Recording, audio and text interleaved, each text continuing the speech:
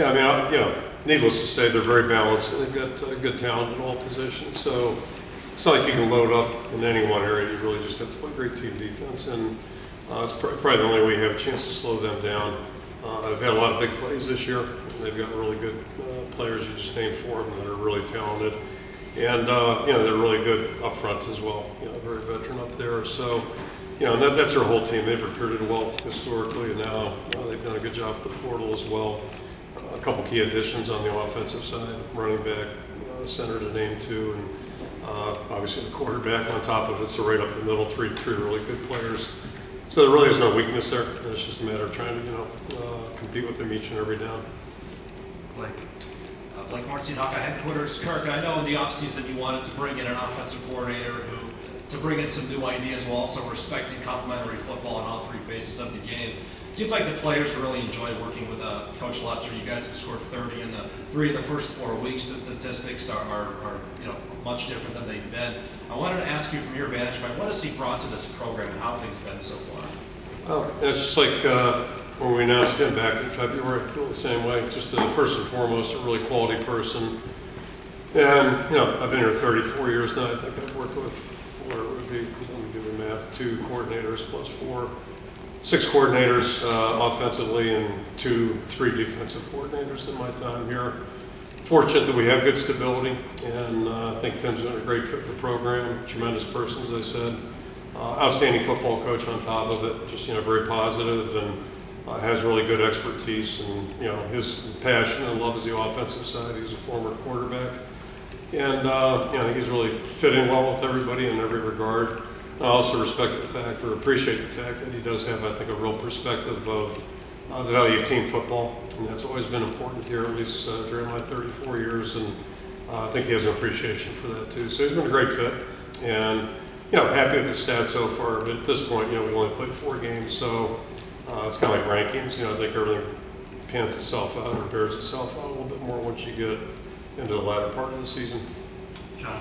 John Steffi, Cedar Rapids Gazette. Wanted to ask about a couple of players injury-wise. Leshon Williams and Seth Anderson. Are either of them back now after the bye week? Yeah, they both came back at the end of last week, I guess Friday. I think they were both on the field full speed.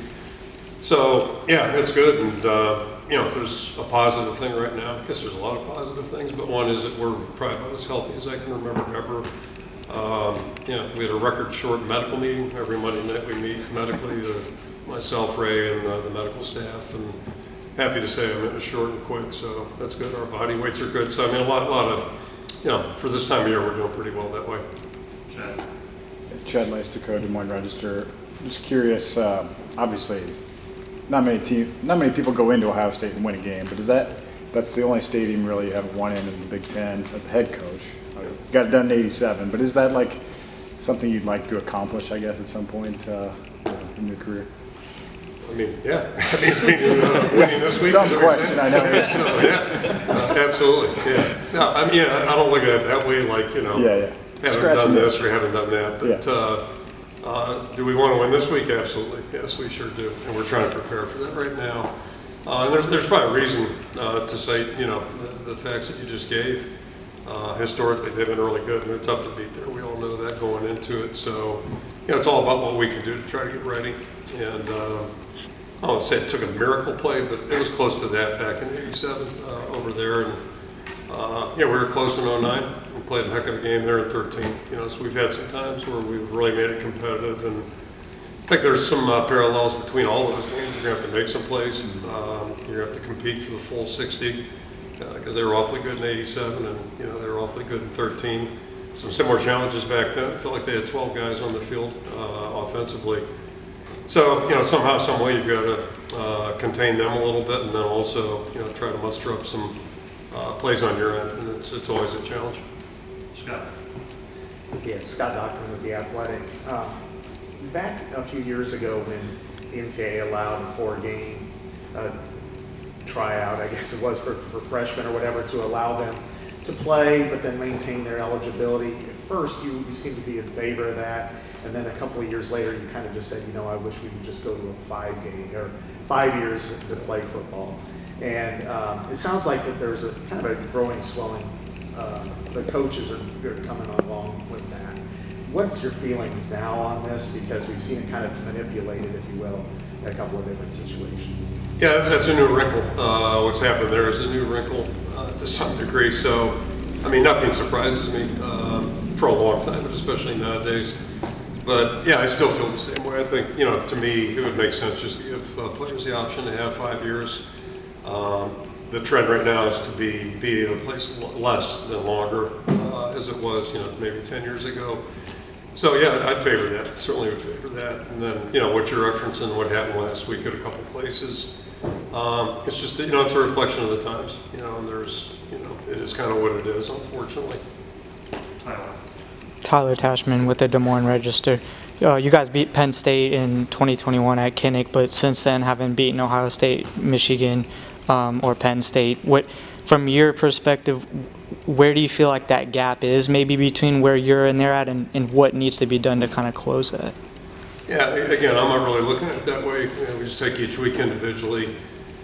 But, it kind of goes back. We've been playing pretty good defense. It's an old narrative. I mean, we've played pretty well defensively. We've had issues with the offensive line. And then last year we obviously had interest, some challenges at the quarterback spot. So, yesterday's news. And if you're going to play a team that is nationally ranked, top 10 team, and, those teams you mentioned typically are in that neighborhood, I'm not saying you got to be firing on all 3 cylinders, but it sure helps. It gives you a chance. And,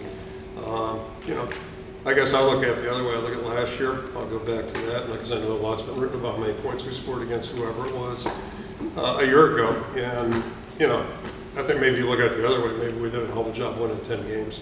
So there's 2 ways to look at every point. And talent, there's ebb and flow of talent. I've been here 25 years, going on 26 now, and it's true each and every year. Every year's got its own challenges. You deal with the challenges that are in front of you. Try to play to your strengths and do the best you can on an annual basis. And, over the long haul, we're proud of our record. So, how it all pans out, it's a year-to-year basis kind of thing. David Eichel, HawkeyeInsider.com. Kirk, last week we got a chance to talk to Tim, and he said he felt like the passing game, timing-wise, was maybe closer than it appears. I think some of the players have kind of felt that as well. Cade and a couple others said that they really utilized the bye week to, 1, heal up, and 2, just kind of continue to work on that timing.